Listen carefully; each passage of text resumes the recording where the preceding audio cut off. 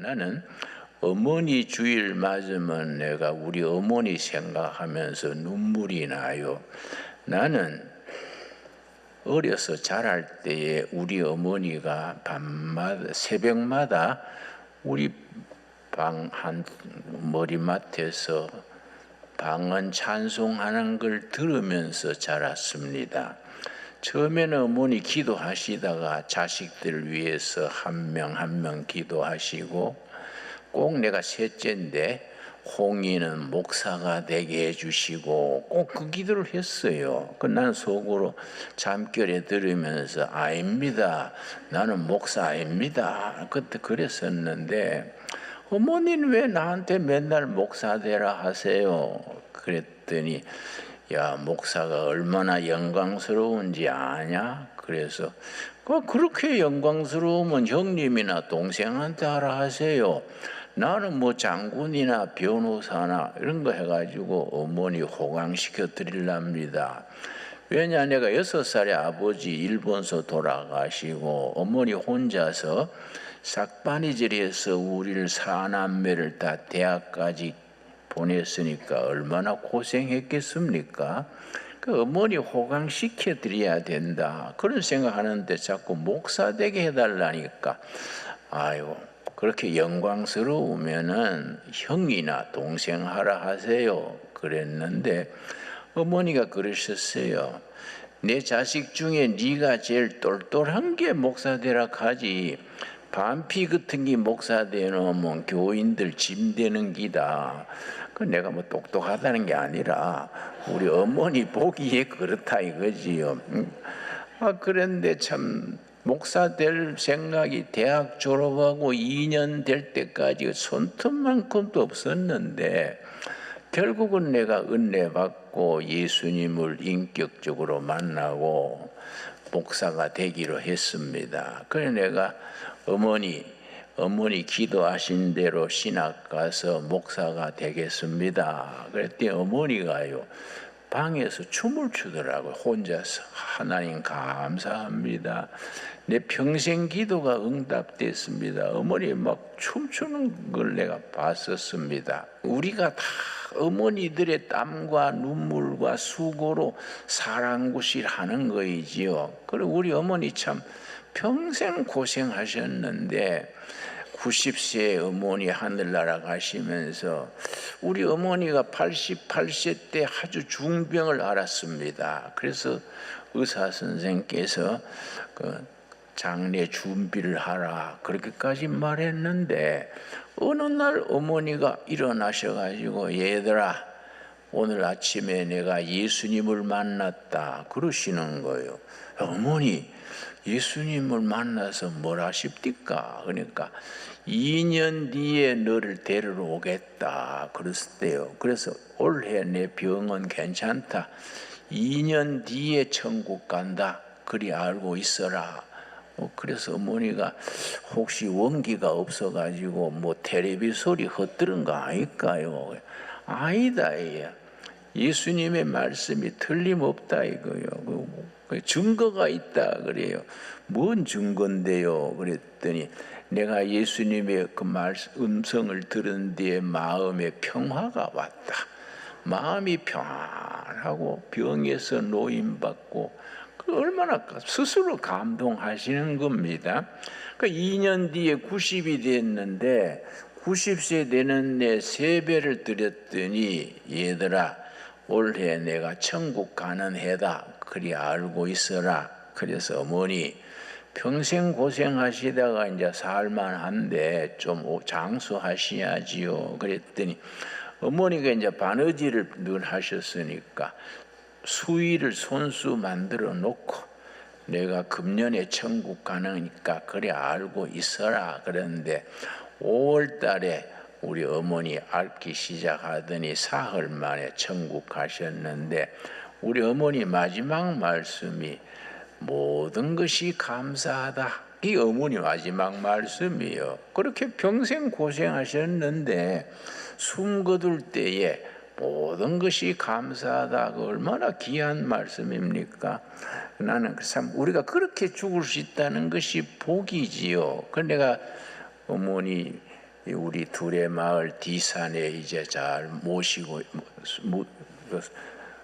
모시고 있습니다. 근데 내가 이제 고등학교 때에 좀 끼가 있어가지고 공부를 하기 싫어가지고 고등학교 2학년 때 칫솔 하나 주머니에 꽂고 헤르만 헤세 시집 들고 대구에서 무전여행을 떠났습니다. 부산 가는 기차를 타고 삼낭진에 내려서 낙동강 뚝을 타고 걷기 시작해서 그때부터 1년 반을 무전여행을 다녔습니다. 그랬더니 어머니네 가끔 어머니 연락드리면 어머니가 야야 니는 공부해야 될 애다. 왜 그래 떠돌고 다니냐.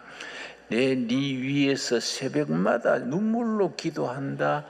네가 돌아올 줄로 믿는다. 어머니 꼭 그러셨어요. 내가 1년 반 됐을 때 저 여수에 오동도라는 섬이 있습니다. 아주 경치가 좋아요. 오동도에 동백꽃이 온 섬에 동백꽃이 꽉 어우러졌는데 동백꽃 꽃나무 밑에서 내가 무릎을 꿇고 회개를 했습니다. 예수님 내 고만 다니고 어머니 곁으로 가서 공부하겠습니다. 내가 회개 기도하고 여수에서 배 타고 통영에 내렸어요.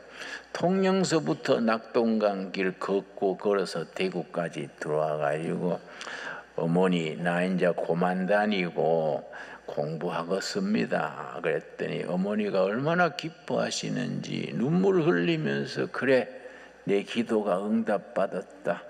네 아버지 마지막 유언이 뭔지 아냐? 네 아버지 유언이 자식 교육 부탁합니다. 그러고 특별히 셋째를 부탁합니다. 내가 셋째니까 셋째 교육을 부탁합니다. 아버지 유언이래요. 그래 네가 그렇게 돌아다니니까 내가 얼마나 답답했겠냐 그랬었는데 어머니 내가 공부하려면은 참고서가 있어야 됩니다. 1년 반을 다니면서 놀았으니까 실력이 없지요. 그러니까 참고서를 사야 됩니다. 그래 책값이 얼마나 되냐? 요즘 돈 한 5만 원, 뭐 4만 원 되겠지요. 얼마쯤 됩니다. 그랬더니 그래 꼭 있어야 되지. 그러면 내가 내일 가서 구해 올게. 그러시고 이제 그 다음날 아침 일찍이 나가시더라고요. 근데 저녁 9시가 돼도 어머니가 들어오시지를 않으셨어요. 그래서 내가 어머니 어디 교통사고 나셨나 걱정되지요. 밤 9시 돼도 안 들어오시니까 그냥 내가 좀 기다리고 있었는데 밤 9시 넘어서 들어오셔가지고 네 책값이 여기 있다. 그러고 그 책값을 주셨어요. 어머니 감사합니다. 내일 서점에 가서 책 사서 공부할게요 했는데 공부하다가 보니까 어머니가 주무시는데 방바닥에 수건을 쓰고 주무세요. 그래서 어머니는 왜 수건을 쓰고 주무시나 하고 내가 와서 어머니 머리에 수건을 벗겨 드리니까 머리카락이 없어요. 그 내가 참 충격을 받았습니다. 우리 어머니 하루 종일 친척 집으로 친지집으로 아들 책값 구하러 다니다가 못 구하니까 가발 가게에 가서 이제 비녀 찔렸으니까 머리카락을 파신 거예요. 그게 책값이요. 그 내가 그날 밤에 내가 아주 서원을 했습니다. 예수님 나 다른 건 못해도 어머니 효자 노릇 하겠습니다. 어머니가 머리카락 팔아가지고 내 책값 사줬는데 내가 참 공부해가지고 어머니 효도하겠습니다. 예수님 도와주십시오. 내가 아주 결심했어요. 그래서 내가 열심히 공부해가지고 이제 대학에 이제 지방 대학이지만은 장학금 받고 졸업을 하는데 내가 학기 때마다 장학금을 받으면은 장학금을 많이 받았어요. 구급 공무원 월급만큼 받았어요. 장학금 받을 때마다 그걸 그대로 봉투째로 어머니 갖다 드려요. 어머니 봉투 갖다 드리면 어머니가 그렇게 기뻐하셨어요. 참 그래서 그런 어머니가 내가 이 어머니 주일 때면은 지금 살아 계시면 좀 효도할 낀데 그때는 왜 효도를 못했을까? 내가 마음에 참 아프지요. 특별히 우리 형님이요, 제일 큰 형님이 내보다 4살 위랬습니다. 그 일본서 내가 도쿄 신직구서 태어났는데 해방되던 내 가을에 내가 기국선 타고 귀국했지요. 가을에 기국선 타고 올 때 그때 우리 형님은 9살, 누님은 7살, 나는 5살이에요. 동생은 2살. 나는 5살이니까 일본 소학교 안 다녔는데 형님은 9살이니까 일본 소학교를 다녔지요. 근데 일본 애들이요, 이지메가 심해요. 이지메 아십니까? 왕따라 그러지요. 조센징 기다나이 더럽다 그러고 조센징 빡가야로 하고 취입받고, 그리고 어머니가 상처를 받았어요. 우리 형님이 상처를 받았어요. 이 상처에 성경에서는 마음의 쓴뿌리 그래요. 심리학에서는 마음의 상처, 트라우마. 이걸 자라면서 해결 못하면은요, 정신질환으로 발전하는 경우가 있습니다. 그런데 이제 귀국해가지고 청송 고향에 갔는데, 고향 가니까 형님은 일본 소학교 다녔으니까 발음이 좀 다르지요. 그러니까 발음이 다르니까 또 고향 친구들이 애놈 니꾸사꾸 그러고 또 쥐받고, 그러니까 그 상처가요, 이게 나중 병이 된 거예요. 군에 갔다 오더니 형님이 달라졌어요. 밥을 차려주는데 밥그릇을 들고 냄새를 맡아요. 형님, 밥그릇을 왜 냄새 맡습니까? 그랬더니 밥에 독약 든 것 같아. 그래서 무슨 말입니까? 우리 어머니 차린 밥에 왜 독약이 들어요? 그랬더니 네가 먼저 먹어봐. 그래서 내가 먼저 먹으니까 괜찮지요. 뭐 그거 이상해요. 왜 그런가 했더니 어느 날 밤 2시, 3시쯤 돼가지고 나를 깨웠어요. 동생 일어나. 내가 일어났더니 부엌칼을 들고 있어요. 그래서 형님, 칼은 왜 들고 있어요? 그랬더니 우리 어머니 보고 마귀래, 마귀요, 마귀. 동생 찔러. 그게 이제 정신분열증 그래요. 이제 의학적으로 스키조프레니아 그러는데 요즘은 조현증이라 그러더라고요. 정신병 중에 제일 그 힘드는 병입니다. 그러니까 우리 집이 쑥밭이 된 거예요.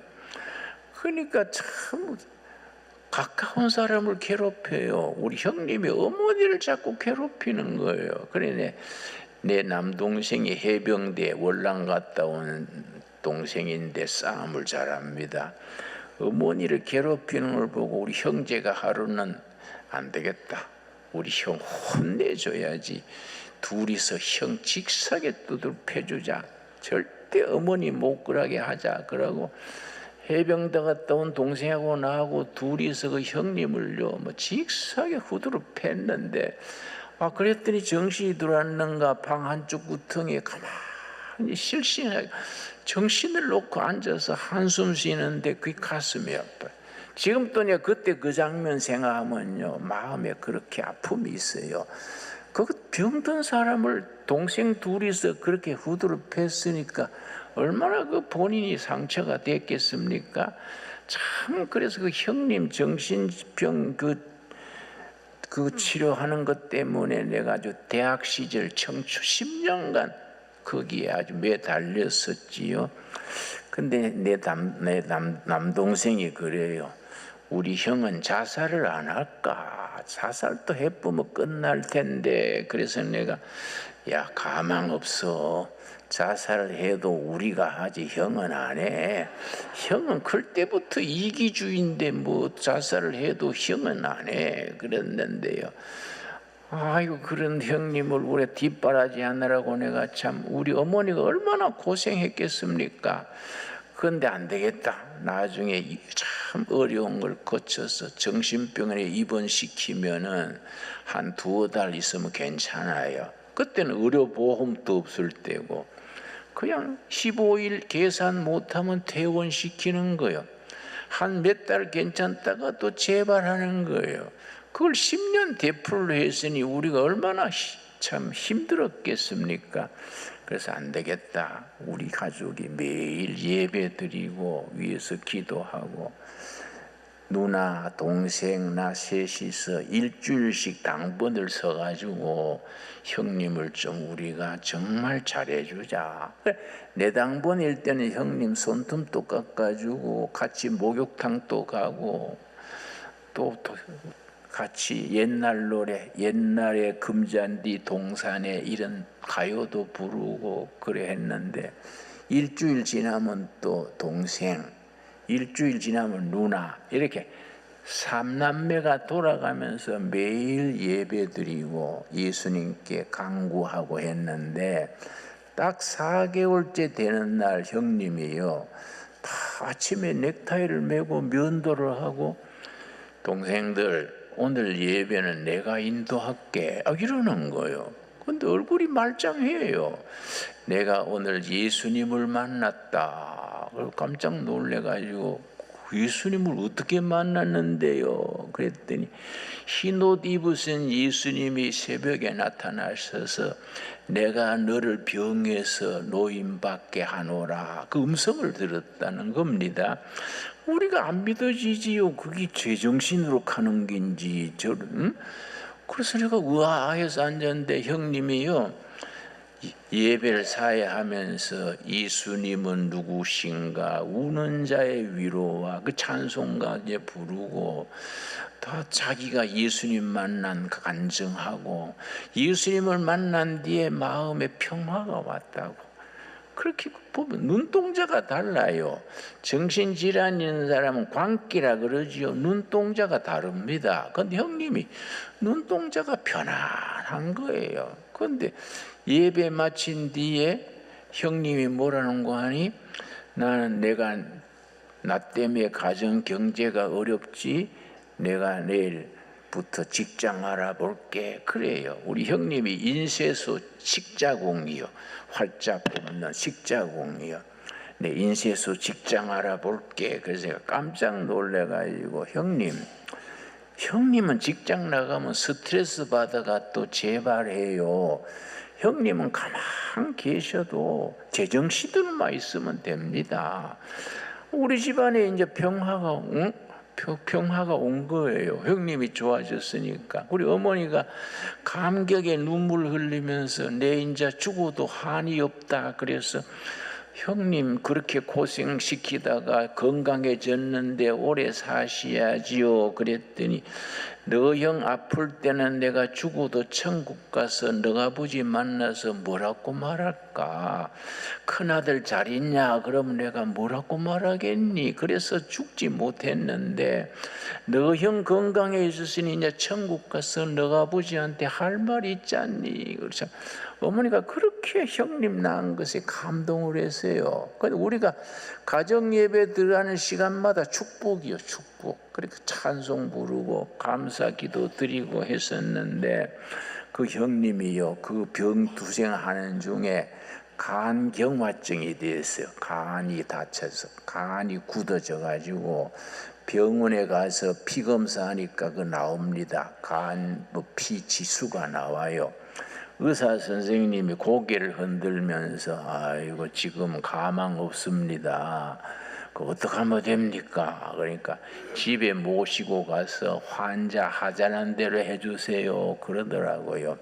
그 집에 퇴원해 와가지고 형님 뭐 먹고 싶다는 거 해드리고 예배 드리고 즐겁게 했는데 어느 날 아침에 세수하다가 피를 토했어요.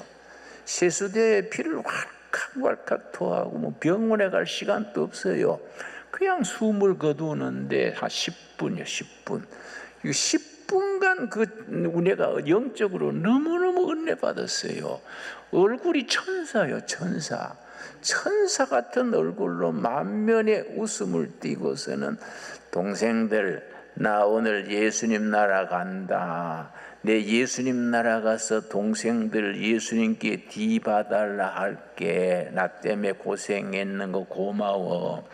내가 땅에서는 못 갚아도 예수님 나라 가서 예수님께 부탁할게. 그러고서 근데 그 얼굴이 천사예요. 그러니까 너무 은혜 받았어요. 뭐 그래서 만면에 웃음을 띠고요.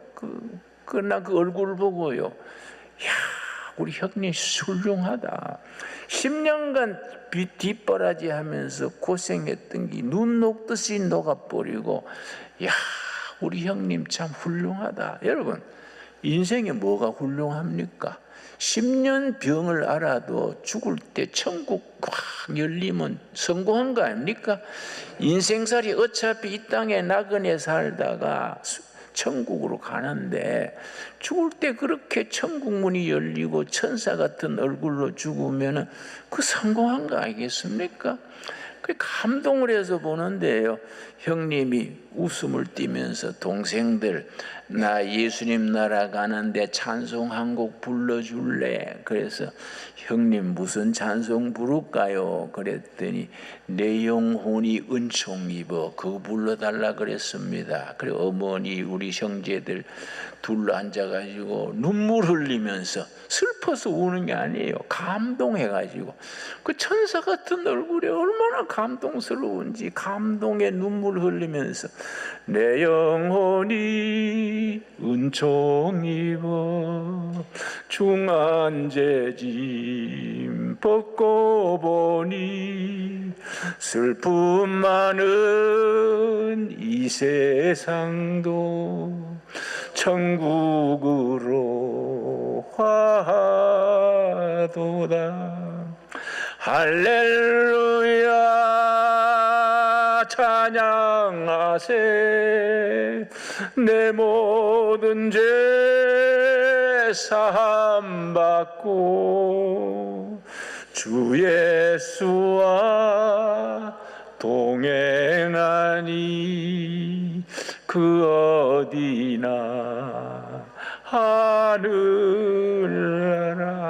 감동의 눈물 흘리면서 불렀는데 3절 부른 끝에 형님이 숨 거두는데요, 여러분 3절 높은 산이 거친들이 초막이나 궁궐이나 내 주 예수 모신 곳이 그 어디나 하늘나라. 할렐루야 찬양하세. 내 모든 죄 사함 받고 주 예수와 동행하니 그 어디나 하늘나라. 3절 끝나는데 형님이요 손을 탁 높이 들면서 야, 예수님이 마중 나오시네. 그러고 숨 거뒀어요. 예수님이 마중 나오신데 그 어머니가 얼마나 감격했는지. 야, 네 큰아들 때문에 내가 평생 고생했는 보람이 있다. 어머니가 감동의 눈물을 같이 흘렸어요. 여러분, 믿음의 세계는 체험의 세계고, 이 땅에서 살아가는 동안에 수고가 있고 고난이 있고 억울한 게 있고 병들고 상처받고, 그래도 천국문 열릴 때, 예수님 나라 갈 때 예수님 마중 받으면서 천국 가는 거. 그래서 우리 형님 숨 거둘 때나 우리 어머니 마지막 숨지기 전에 하신 모든 것이 감사하다. 나는 그런 가정의 이야기가 내 영적인 기초입니다. 기초. 여러분, 새방에 살든지 호화주택에 살든지 높은 자리든지 낮은 자리든지 상관하지 맙시다. 예수님 모시는 자리, 그 자리가 천국의 입구가 될 수 있게 되기 바랍니다. 기도하겠습니다. 하나님 감사합니다.